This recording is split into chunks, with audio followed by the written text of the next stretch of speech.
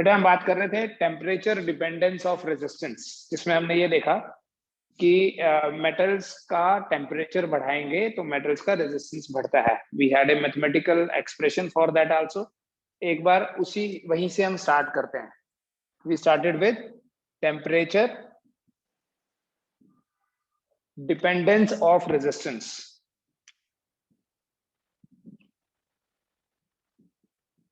Temperature dependence of resistance. बेटा इस temperature dependence को समझने से पहले ये देखो कि what is the cause of resistance. Resistance होता क्यों है?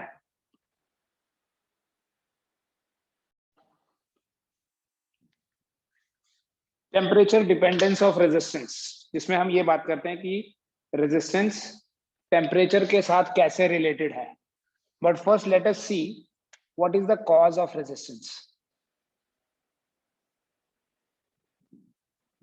कॉज ऑफ रेजिस्टेंस, किसी भी कंडक्टर का रेजिस्टेंस होता ही क्यों है? कोई बता सकता है? What is the cause of resistance? बेटा how we define this resistance? This resistance is the opposition to the flow of current by a conductor. क्या होता है बेटा? देखो ये एक मेटेलिक कंडक्टर है हमारे पास, and in this metallic conductor there are large number of electrons. और ये इलेक्ट्रॉन्स जब हम बोलते हैं कि पोटेंशियल डिफरेंस लगाया, जब इलेक्ट्रिक फील्ड क्रिएट किया, तो ये इलेक्ट्रॉन्स एक दूसरे के साथ कोलाइड करते हुए आगे जाएंगे। ऐसा बिल्कुल नहीं होगा कि इलेक्ट्रॉन्स इंडिपेंडेंटली ट्रेवल कर रहे हैं। अब उस कोलिजन में होता क्या है? उस कोलिजन के कारण इलेक्ट्रॉन की जो डायरेक्शन है, मतलब टुवर्ड्स द पॉजिटिव एंड जा रहा था, बट मोमेंटरली वो डायरेक्शन चेंज हो जाती है। कैसे? ऐसे समझना, जैसे ये कोई रेलवे प्लेटफॉर्म है, ठीक है, और इस प्लेटफॉर्म के ऊपर बड़े सारे लोग यहाँ खड़े हैं। They are waiting for a train to arrive here on the station. और ट्रेन कोई ऐसी है कि जो यहाँ पर सिर्फ थोड़े से टाइम के लिए रुकेगी, एंड उस थोड़े से टाइम में क्या होगा? The gate will open for say 20 seconds, और उस 20 सेकेंड के बाद गेट बंद। तो हर आदमी की, maybe this is some kind of, ऐसे समझने के लिए बता रहा हूँ, ऑफिस टाइमिंग है और सबको ऑफिस पहुंचना है टाइम पे, तो सबकी टेंडेंसी होगी इस गेट से एंटर करने की। Now concentrate on one particular person, ये वाला, जिसके माइंड में एक पिक्चर बनी हुई है कि मैं ऐसे जाऊंगा। बट व्हाट हैपेंस, जैसे थोड़ा आगे जाता है, पीछे से उसको इधर तक का मिल जाता है, फिर यहाँ, एंड मे बी वो पहुंच भी गया, राइट? इन सारे इलेक्ट्रॉन्स के ऊपर एक फोर्स लग रही है जो उनको पॉजिटिव की तरफ पुश कर रही है, ठीक है, पॉजिटिव की तरफ भेज रही है। बट होता क्या है? बहुत हाई डेंसिटी है यहाँ, आपको बताया था 10⁻28 पर मीटर क्यूब। उसके कारण क्या होगा? इलेक्ट्रॉन्स के बीच में और फिक्स्ड आयंस हैं जो, उनके बीच में कोलिजन होगा। So what is the cause of resistance? The collisions among electrons and fixed ions of the metal. Collisions among electrons and fixed ions of the metal are responsible for the resistance of conductor.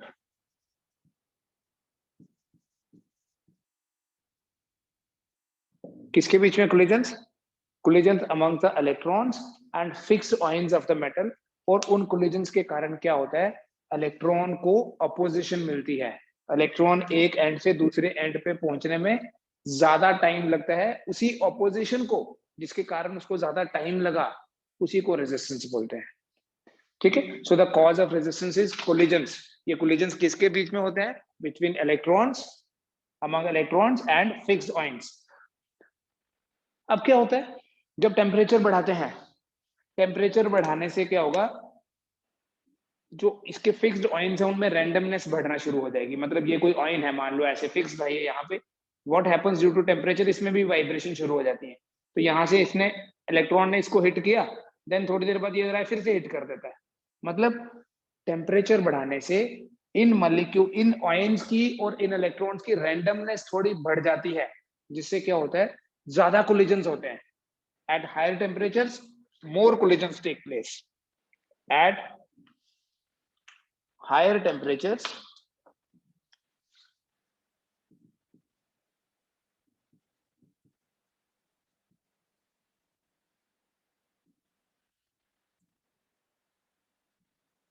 the collision frequency increases. Collision frequency increases, इसका क्या मतलब हुआ? Collisions ज्यादा हो रहे हैं, relaxation time कम हो जाता है। फ्रीक्वेंसी बढ़ी तो मतलब टाइम कम हो गया। इस तरह से भी समझ सकते हो आप। कोलिजन फ्रीक्वेंसी बढ़ने से क्या होता है, relaxation time decreases. Relaxation time decrease होने से क्या होगा, and so the resistance increases. Resistance increases. Collision frequency बढ़ेगी मतलब collisions will occur more frequently. Collision frequency बढ़ने से रिलैक्सेशन टाइम कम होगा, और रिलैक्सेशन टाइम कम होगा तो रेजिस्टेंस बढ़ जाएगा।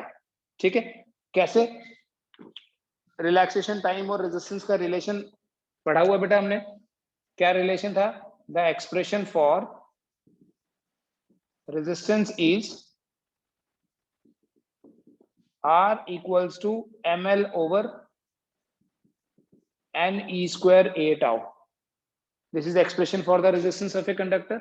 तो यहां से आप बोल सकते हो R is inversely proportional to relaxation time.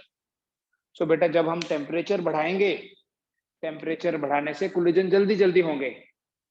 ठीक है, कोलिजन जल्दी जल्दी होंगे तो ये रिलैक्सेशन टाइम कम होगा। How we define relaxation time? It is the time between two successive collisions. तो जब वो टाइम कम हो जाएगा तो ऑटोमेटिकली रेजिस्टेंस विल इंक्रीज। इसलिए at higher temperature the resistance of a conductor is मोर।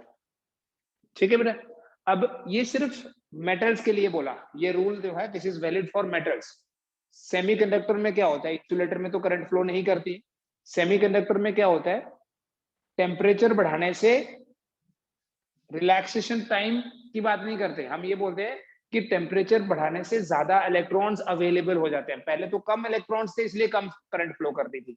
तो क्या होता है, व्हेन यू स्टडी सेमीकंडक्टर्स, तो वहां आप देखोगे कि टेम्परेचर बढ़ाने से बॉन्ड्स टूटते हैं। बॉन्ड टूटेंगे तो इलेक्ट्रॉन फ्री होंगे, इलेक्ट्रॉन फ्री होंगे तो करंट बढ़ेगी। इसलिए सेमीकंडक्टर में, आल्दो अभी हमने सेमीकंडक्टर्स नहीं पढ़ा है, बट फिर भी सेमीकंडक्टर में क्या होता है, लो टेम्परेचर पे कम इलेक्ट्रॉन्स अवेलेबल हैं। टेम्परेचर बढ़ाने से बॉन्ड्स जब टूटेंगे then more electrons will be available, and इसलिए तब करंट बढ़ जाती है। द रीजन इज, यहां पर रीजन क्या दे रहे हैं कि टेम्परेचर बढ़ाने से रिलैक्सेशन टाइम जो है वो कम हो रहा है, बिकॉज अब कोलिजन्स जो है वो जल्दी जल्दी हो रहे हैं। इसलिए मेटल्स में when you increase the temperature the resistance increases. मान लो ये आपने वैसे पढ़ लिया हुआ है कि R2 अगर रेजिस्टेंस है, या R1 बोल देता हूं, R बोल देता हूं, R0 बोल दो। R0 is the resistance at temperature 0 degree Celsius, and R is the resistance at temperature suppose T degree Celsius। 0 degree Celsius पे मान लो रेजिस्टेंस है R0 और T डिग्री सेल्सियस पे रेजिस्टेंस है R। तो बेटा जो इंक्रीज इन रेजिस्टेंस होगा,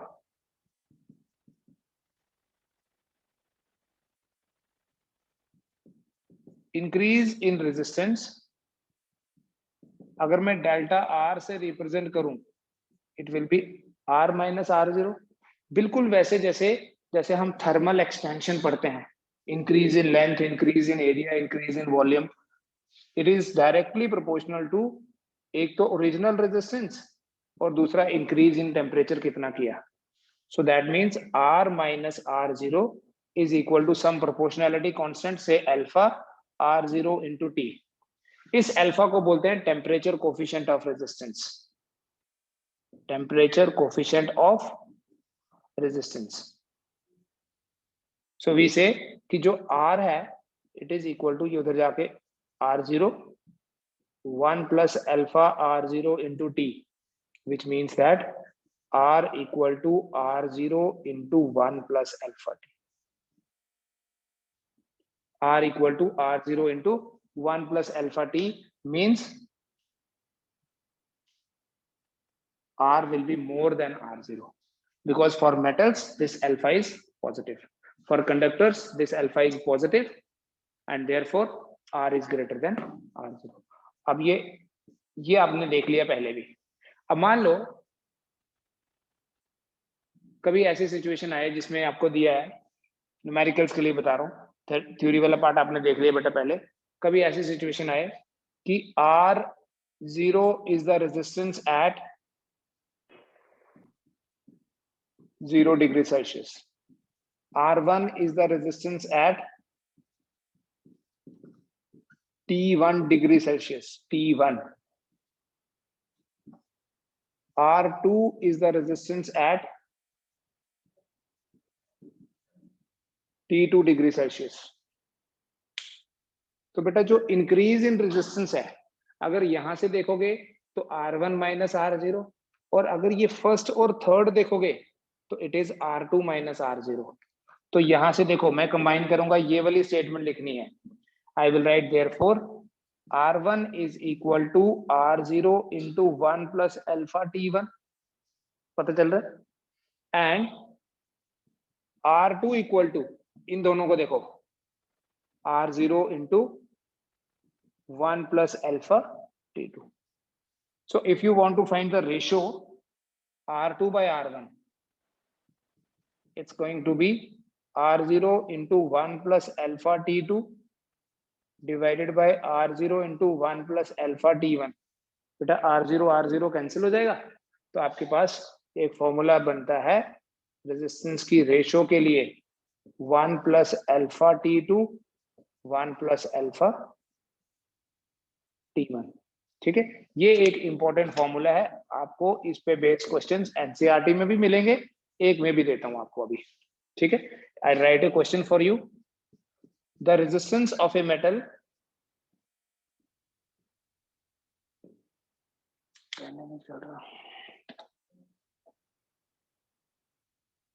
at 300 Kelvin, at 300 Kelvin is 1 ohm. The resistance of a metal at 300 Kelvin is 1 ohm. At what temperature the resistance becomes 2 ohm? मतलब 1 ohm से 2 ohm कितने temperature पे हो जाएगा? अगर 300 केल्विन पे 1 ohm है, अल्फा की वैल्यू है 0.00125 पर डिग्री सेल्सियस, 0.00125 पर डिग्री सेल्सियस. इसमें मैं आपको ऑप्शंस दे देता हूं, कुछ ऑप्शंस आपको केल्विन में और कुछ डिग्री सेल्सियस में देता हूं. जैसे 854 केल्विन, 1127 केल्विन, 1127 डिग्री सेल्सियस, और इट इज 584 डिग्री सेल्सियस. ठीक है, ट्राई करें बेटा इसको. अगर केल्विन में दिया होगा, केल्विन में दिया होगा तो आपको उसको डिग्री सेल्सियस में कन्वर्ट करना है. Like here T1 is 300 kelvin. Every time ऐसा यूनिट के साथ काम नहीं करना है. So this 300 kelvin will be 300 minus 273 degree Celsius. So will be कितना होगा? 27. ठीक है, सो R2 आपके पास है 2. It is given in the question कि रेजिस्टेंस बिकम्स 2 ओम, पहले 1 था, राइट? ये R1 ये cancel, 1 plus alpha T2 divided by 1 plus alpha T1. अच्छा, T1 तो गिवन है, कितना? 27. अभी आप क्रॉस मल्टीप्लाई करो,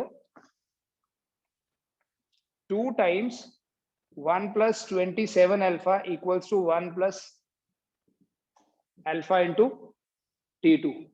So 2 plus 54 alpha is 1 plus alpha T2. हो गया?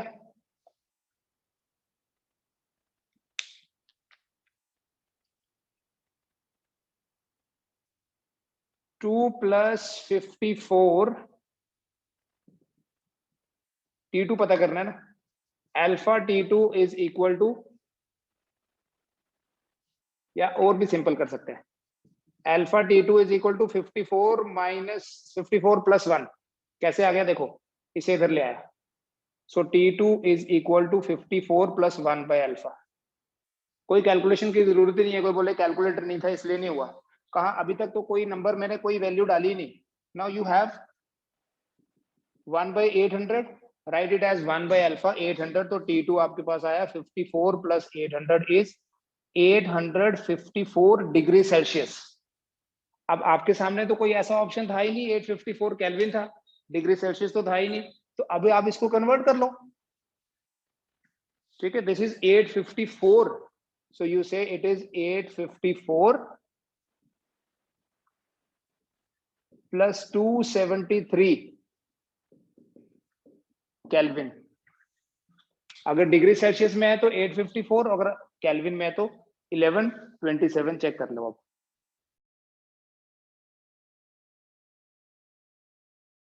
सर आपका माइक म्यूट है। Effective value of alpha calculate किया जा सकता है, दिस इज वेरी इंपॉर्टेंट। क्या है देखो, सपोज करो एक कंडक्टर है जिसका रेजिस्टेंस है R1 और इसका टेम्परेचर कोफिशिएंट है alpha 1। Another resistor alpha two R2, temperature coefficient alpha two, resistance R2। अगर हम इनको सीरीज में जोड़ दें, ठीक है, सीरीज पैरेलल कॉम्बिनेशन आप पढ़ चुके हैं, तो सीरीज में जोड़ेंगे तो इफेक्टिव अल्फा कितना होगा, effective value of alpha in series. Derivation करनी होगी तो आप रेजिस्टेंस का जो फॉर्मूला है उसके बेसिस पे कर सकते हैं, alpha one R1 plus alpha two R2 divided by R1 plus R2, ठीक है। डायरेक्ट फॉर्मूला याद रखना है, डेरिवेशन भी कर सकते हैं हम इसकी। Alpha one R1 plus alpha two R2 divided by R1 plus R2। और अगर बेटा पैरेलल में जुड़े होंगे, अगर इन दोनों रेजिस्टर्स को आप पैरेलल में जोड़ दो, दिस इज R1 R2, तो effective value of alpha in parallel, इसमें आपको क्रॉस मल्टीप्लाई करना है, ठीक है। शॉर्टकट बता रहा हूं, अल्फा1 R2 करोगे, alpha one R2 plus alpha two R1, again division में सेम है R1 प्लस R2, ठीक है। इस पे बेस्ड क्वेश्चन नीट में जो लास्ट टाइम आया था, लास्ट टाइम 2020 वाले नीट में, देखो क्वेश्चन क्या है। एक कंडक्टर है जिसका रेजिस्टेंस है R1 और टेम्परेचर कोफिशिएंट है alpha one, temperature coefficient is alpha one. दूसरा कंडक्टर है resistance R2, temperature coefficient is alpha two. इन दोनों को सीरीज में जोड़ा है, ठीक है। अगर आपको क्वेश्चन चाहिए होगा तो मैं क्वेश्चन भी लिख के दे दूंगा, बट पहले आप समझ लो क्या बोल रहा हूं। R1 रेजिस्टेंस है, temperature coefficient alpha one, R2 resistance, temperature coefficient alpha two. Find alpha one by alpha two, series में जोड़ा इनको, find alpha one by alpha two so that the effective resistance is independent of temperature।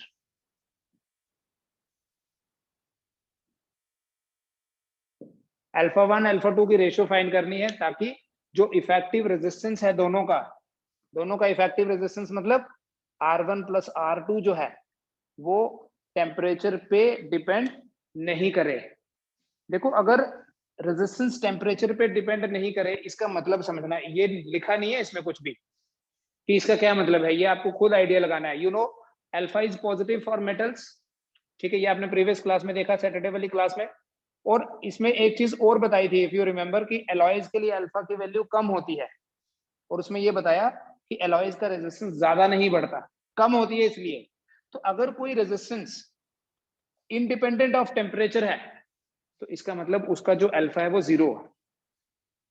Alpha क्या होता है, temperature coefficient. So if some resistance is independent of temperature, that means alpha effective is 0। ठीक है, ये आपको एक्सट्रैक्ट करना है फ्रॉम दिस इंफॉर्मेशन। और since they are connected in series, बहुत आसान क्वेश्चन है अगर आपको ये पता है तो, और ये कॉन्सेप्ट आप यहां से निकाल पाओ, right? They are connected in series, so alpha is independent of temperature, resistance is independent of temperature, so you have alpha 1 r1 alpha 2 r2 divided by r1 plus r2 equal to 0। और कोई भी fraction अगर 0 है तो मतलब numerator ही 0 होगा। बस alpha 1 r1 equal to minus alpha 2 r2। ठीक है, तो इसके बेसिस पे क्या रिजल्ट निकला? Alpha 1 by alpha 2 equals to minus r2 by r1। Alpha 1 by alpha 2 आ गया माइनस r2 बाय r1। तो out of so many options आपका ये करेक्ट ऑप्शन है। अब इसमें एक चीज इंपॉर्टेंट समझने वाली क्या है, मेटल्स का टेम्परेचर कोफिशिएंट पॉजिटिव होता है, अल्फा पॉजिटिव होता है फॉर मेटल्स। अगर अल्फा पॉजिटिव होता है तो पॉजिटिव और पॉजिटिव की रेशियो तो पॉजिटिव होनी चाहिए, but here we have negative. इसका मतलब ये हुआ कि इन दोनों में से कोई एक नेगेटिव भी है, और तभी देखो इफेक्टिव वैल्यू अल्फा की 0 आएगी। You can not get 0 by adding two positive numbers. इन दोनों में से कम एक नेगेटिव भी होनी चाहिए, फिर ये दोनों बराबर होंगी तो कैंसिल होकर 0 आ जाएगा। इसका मतलब यह है, देखो एक क्वेश्चन के बड़े सारे मतलब आप बीच में से निकाल सकते हो। जैसे पहला मतलब तो ये निकाल लिया कि when they are connected in series, अगर टेम्परेचर पे डिपेंड नहीं कर रहा रेजिस्टेंस तो अल्फा 0 है। दूसरा, अगर अल्फा 1 अल्फा 2 का रेशियो निकालना है तो वो ये है, नेगेटिव होने का मतलब ये है कि वन ऑफ द रेजिस्टेंसेस, दो दिए थे ना हमें, is positive and the other is negative. मतलब एक मेटल है तो दूसरा सेमीकंडक्टर है। You can not have two metals to get 0 value of alpha. So इधर R1 और R2 is a semiconductor, because for semiconductors alpha negative होता है, और तभी वो रेशो जो है, रेशो कौन सी वाली? इफेक्टिव अल्फा वाली, alpha 1 R1 plus alpha 2 R2 0 आ रहा है।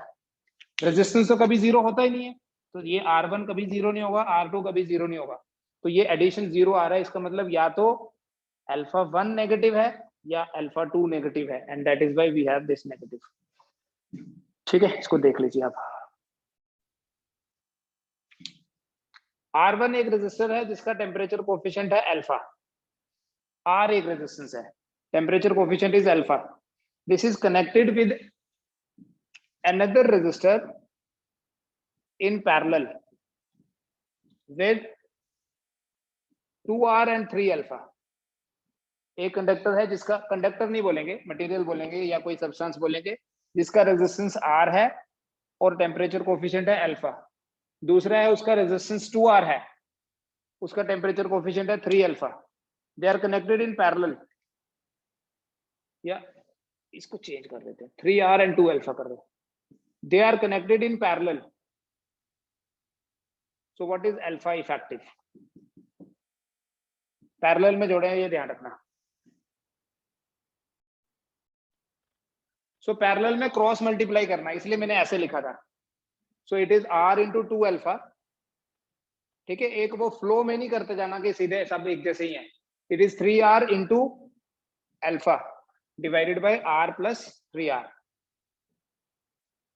So it will become 5, R cancel हो जाएगा, 5/4 अल्फा।